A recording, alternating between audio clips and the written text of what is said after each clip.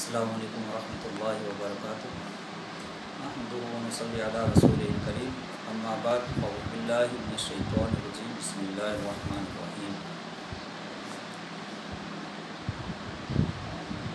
यमहकुल्लाहु रिबा व यर्बि सदक़ात,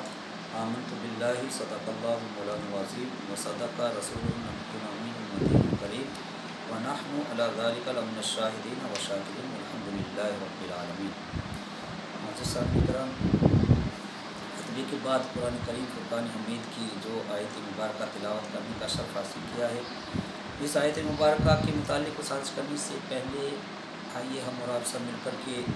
रहमत कौनैन सल्लल्लाहु अलैहि वसल्लम की बारगाह में दुरूद पाक का नजराना पेश फरमाए और पढ़े अल्लाहुम्मा सल्लि अला सय्यिदिना मुहम्मदिन सलातन दाइमतन मक़बूलतन तुरकी बिहा नहक़ा वल अज़ीम सलातun व सलामुन अलैका या रसूलल्लाह सल्लल्लाहु अलैहि या हबीबल्लाह। अल्लाह तबारक व तआला अपने मुक़द्दस मुतबर्रक कलाम पाक में इरशाद फरमा रहा है कि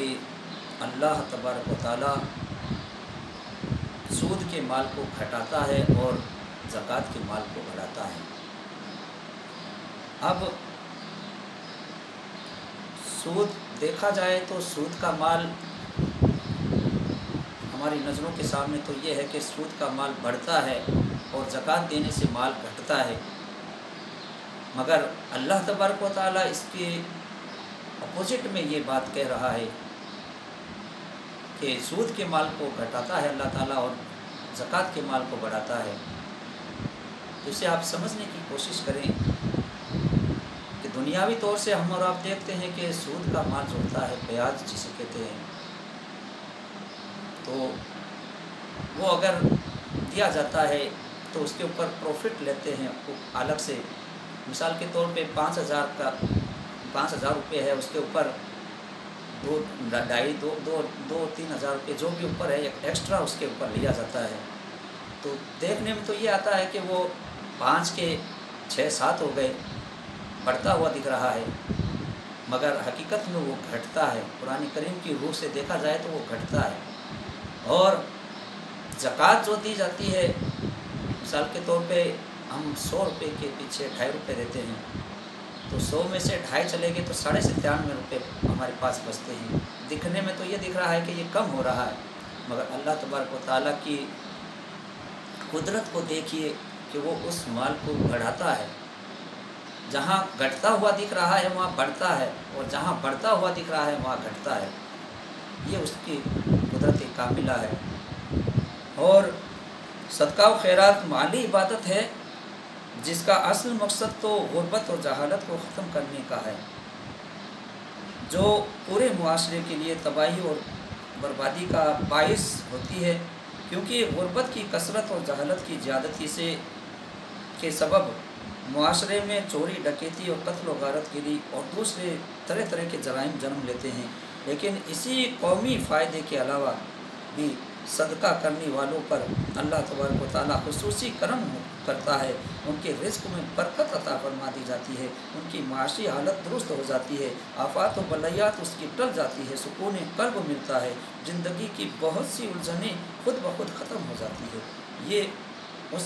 ज़कात देने वाले को अल्लाह तबारक व तआला अता फरमाता है। और हदीस पाक की रूह से अब देखा जाए तो बहकी शरीफ की हदीस पाक है, हज़रत अनस रज़ियल्लाहु ताला अन्हु फरमाते हैं कि आक़ाए रहमत सल्लल्लाहु ताला अलैहि वसल्लम ने इरशाद फरमाया कि जिसने मेरे उम्मती की हाजत को पूरी की इस इरादे से कि वो खुश हो जाए तो उसने मुझे खुश किया, और जिसने मुझे खुश किया उसने अल्लाह तबारक व तआला को खुश किया, और जिसने अल्लाह तबारक व तआला को खुश किया उसके लिए जन्नत वाजिब हो जाती है। ये हदीस पाक की मफ़हूम है। इसी तरह से मेरे आका सल्लल्लाहु ताला अलैहि वसल्लम इसी ज़कात के मुतालिक बेशुमार इरशादात फरमाते हैं। और हम और आप जो ज़कात देते हैं, ये ज़कात देने के बाद हम और आप एहसान जतलाने की कोशिश करते हैं। इसमें एहसान जतलाने वाली कोई बात नहीं है, क्योंकि जो कुछ हम दे रहे हैं ये हम अपनी तरफ से नहीं दे रहे हैं, बल्कि उस गरीब का हक़ तुम्हारे माल के अंदर अल्लाह तबारक व तआला ने रखा हुआ है, उस हक़ को वापस उसकी तरफ वापस लौटा रहे हैं। यानी उसी की जो अमानत रब तबारक व तआला ने हमारे पास रखी थी, वो चीज़ हम उसे लौटा रहे हैं, फिर उसमें एहसान जतलाने वाली कोई बात ही नहीं होती। वाज़ेह रहे कि ज़कात देने वाला गरीब को रकम दे कर के कोई एहसान नहीं कर रहा है, बल्कि उसी की रकम लौटा रहा है। लौटाना उसी वक्त कहते हैं जब कोई किसी की मिल्कियत उसके मालिक को लौटाता है। अल्लाह तबारक व तआला के प्यारे हबीब सल्लल्लाहु अलैहि वसल्लम ने इरशाद फरमाया कि मालदारों, तुम्हारे अमवाल में से किसी मोहताज को जो ज़कात देते हो वो उसी का हिस्सा होता है। अल्लाह ताला ने उसके हिस्से को तुम्हारे माल में रखा है जो तुम उसे लौटा रहे हो। अब इस बात को देखें तो हमें और आपको समझना चाहिए, और जिस इंसान के जहन व फिक्र में ये बात आ जाती है कि वो ज़कात की अदायगी के बाब में किसी पर एहसान नहीं जताता है, अगर कोई एहसान जताता भी है और माल देकर के खुश करने की बजाय किसी का दिल दुखाता है, तो उसका सवाब रायगा कर दिया जाता है, बर्बाद कर दिया जाता है, उसकी नेकियां बर्बाद कर दी जाती है। चुनांचे कुरान करीम के सूरह बकर के अंदर अल्लाह तबारक व तआला सूरह बकर की आयत नंबर 264 में इरशाद फरमा रहा है कि या अय्युहल्लज़ीना आमनू ला तुब्तिलू सदक़ातिकुम बिलमन्नि वलअज़ा कल्लज़ी युनफ़िक़ु मालहु रियाअन नास। ए ईमान वालो, तुम अपने सदक़ात को एहसान जतला करके और दिल दुखा करके उस शख्स की तरफ जाए मत करो जो लोगों को दिखाने के लिए अपना माल खर्च करते हैं। इस तरह से हम ज़कात व सदक़ात जो देते हैं उसमें हमें और आपको ये चाहिए कि हम ये ना सोचें कि हम उसकी मदद कर रहे हैं, उसे हम दे रहे हैं, बल्कि हम नहीं दे रहे हैं, दे रहा है रब। उसने तुम्हारे माल के अंदर उसके माल को रखा हुआ है, मिला कर के रखा है, उसमें से तुम निकाल कर दे रहे हो, उसी का हक है वो, उसी में से तुम उसे दे रहे हो। तो ये तुम्हारा एहसान नहीं है, बल्कि तुम तो अमीन बन कर के, तुम्हारे पास में अमानत रखी हुई थी, तुम अमीन थे, उस अमानत को तुम उसकी तरफ वापस लौटा रहे हो, तो उसमें एहसान वाली कोई बात ही नहीं हो सकती। और ज़कात का मसला ये है कि ज़कात एक तो सैयद को नहीं दी जा सकती, हाशमी ख़ानदान का कोई बंदा हो उसे ज़कात नहीं दी जा सकती, और या हाशमी ख़ानदान के कोई ग़ुलाम जो थे उसको आज़ाद किया हुआ है, यानी आज़ाद करदा ग़ुलाम, हाशमी ख़ानदान का आज़ाद करदा ग़ुलाम, उसको भी तुम ज़कात नहीं दे सकते। इन दो लोगों को छोड़ करके आप किसी भी ज़रूरतमंद को ज़कात दे सकते हो। मगर ज़कात देने के लिए अक्सर व बेशतर हम और आप ये देखते हैं कि हम कह कर के जो देते हैं उसके बजाय आप ना कह कर के दें तो ज़्यादा अच्छा है। अगर आप उसे जानते हो तो,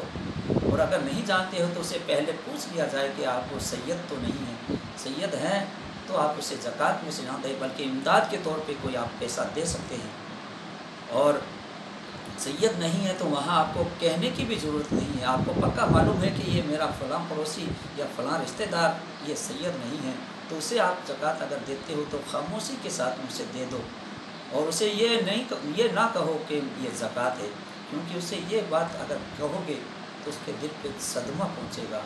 और उसके दिल में ये बात आएगी कि आज मैं इस लायक बन गया हूँ कि मुझे ज़कात दी जा रही है। इसलिए उसकी इमदाद के तौर पर आप उसको दे दो, लेकिन दिल में आपके ये रहे कि मैं ज़कात दे रहा हूँ, उसको ना कहो,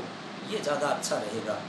और उसके अलावा हमें और आपको सोचना चाहिए कि हम इस वक्त जिस दौर से चल रहे हैं, गुज़र रहे हैं, इस वक्त हमें इस पैसे को किस अंदाज से सर्फ करना है, अपने किस भाई को देना है,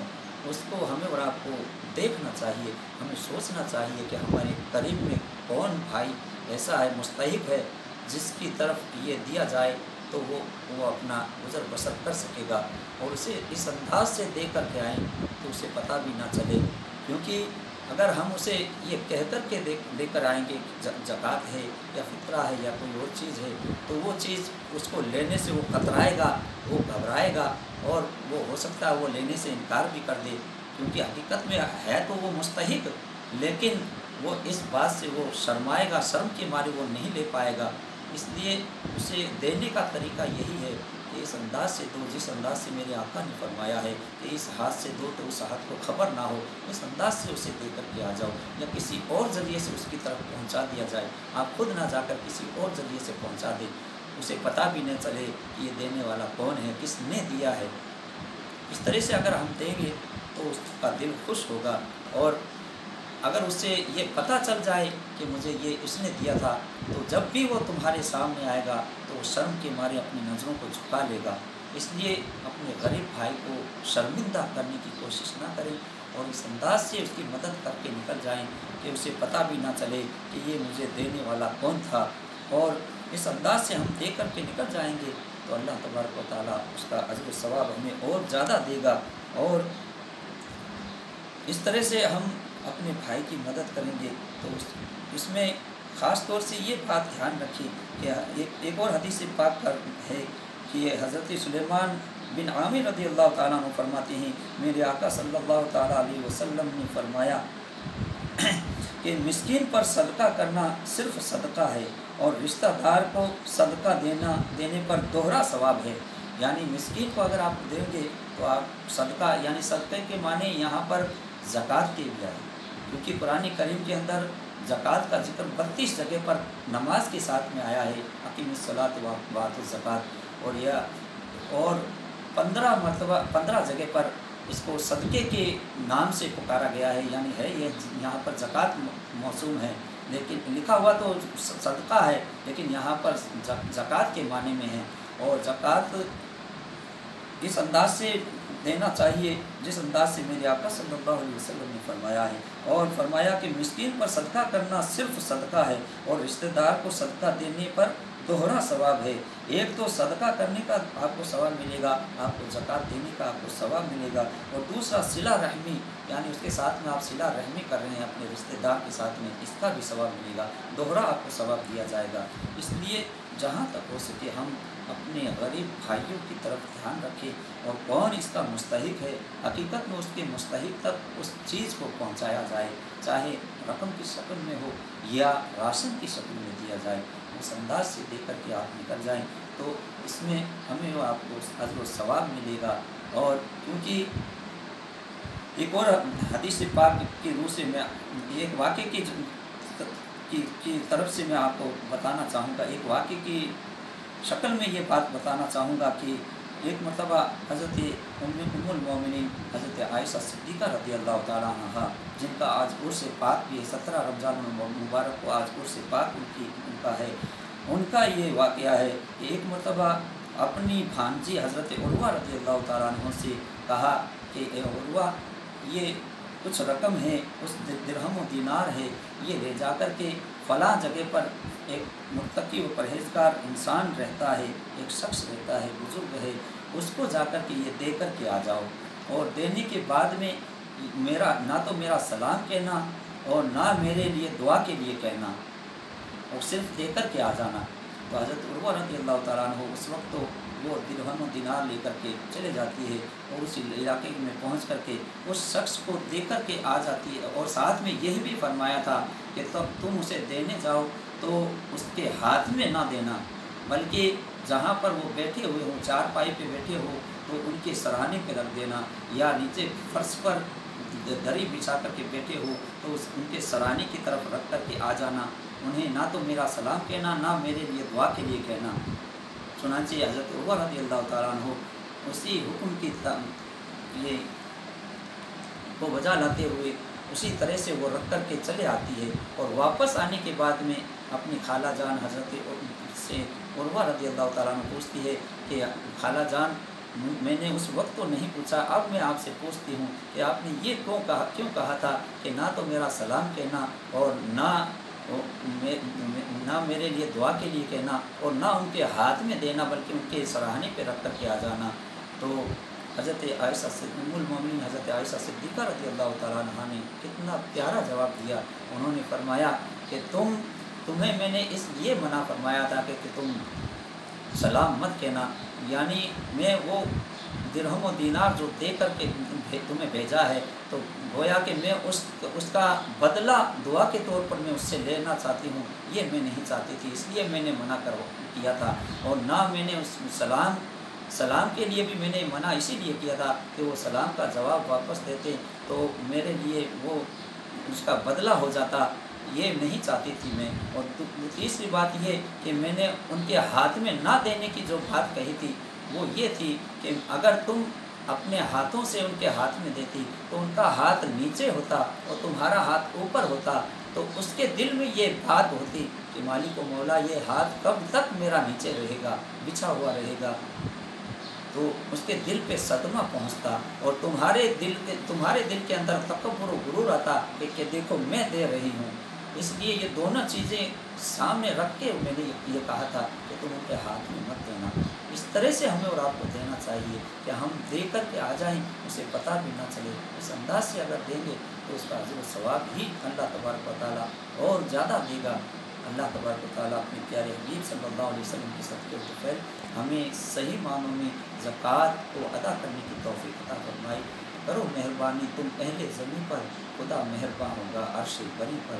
وآخر دعوانا الحمدللہ رب العالمین۔ السلام علیکم ورحمۃ اللہ وبرکاتہ۔